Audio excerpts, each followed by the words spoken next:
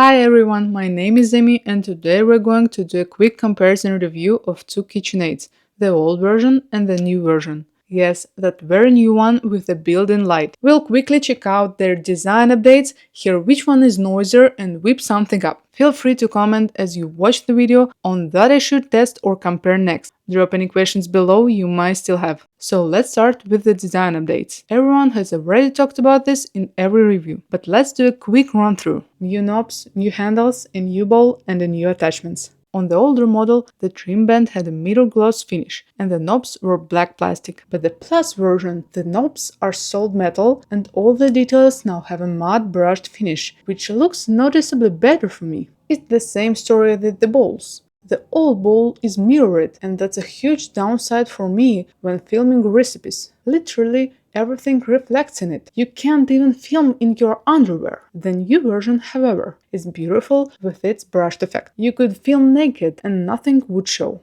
All the attachments got an upgrade too. No more enamel coating like before. Now all the attachments are solid metal and in my opinion they look very stylish. The whisks have changed as well. This is the old version, which isn't dishwasher safe, and over time it's ended up looking this awful. And here is the new version, just gorgeous, and it's completely dishwasher safe now. Another difference in the attachments is that the old version gave us a flex edge beater with just a one rubberized side scrape. In the new version, it's rubberized on the both sides, but it lacks that central divider. On the old version, this material is quite soft, bends really easy, and holds up perfectly fine. In the new version, this material feels pretty stiff, and I'm a bit worried that something might go wrong and it will tear soon. We'll have to wait and see what happens with it. Maybe the material just needs to warm up and break in a little. By the way, the manual doesn't say anything about that.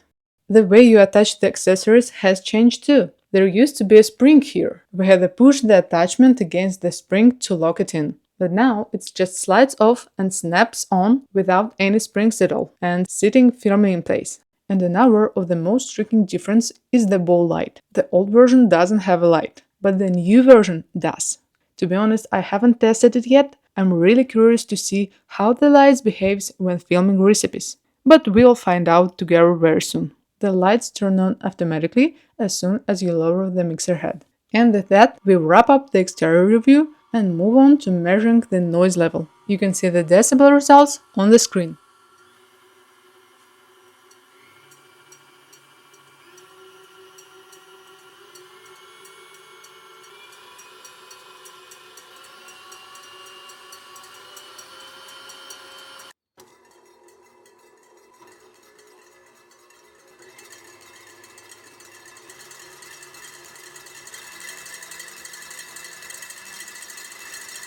Now let's run a test by whipping a single egg white. I have one egg white in each bowl, identical in weight. Let's see which mixer whips the egg white faster. Also, right in the start, you can notice how differently the mixers turn on. 1 minute later, let's look at the result. Notice too how differently they come to a stop. The Plus version whipped the egg white in 1 minute to very soft peak that barely hold onto the whisk. Meanwhile, the old version whipped the egg white into a very firm foam in that same minute, which clings perfectly to the whisk. The result surprised me so much that I decided to double check. I washed the bowls and whisks, took 2 new eggs, measured out the exact same grams of egg whites, and ran the test all over again. After a minute, I checked the results, and they turned out exactly the same as the first time. The Plus version whipped it to soft peaks again. Now let's see how much time the Plus version actually needs to whip the egg white into the same kind of firm foam.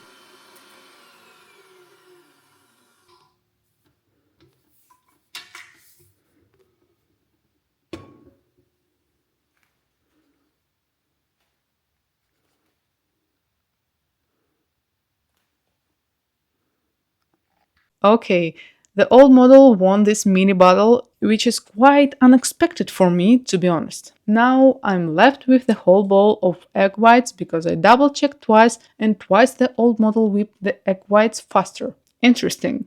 Let me know in the comments if you enjoyed this review and what we should test with the new flex edge beater on compared to the old one, as well as what we should test with the dog hooks on. Thank you all for watching this review. See you soon!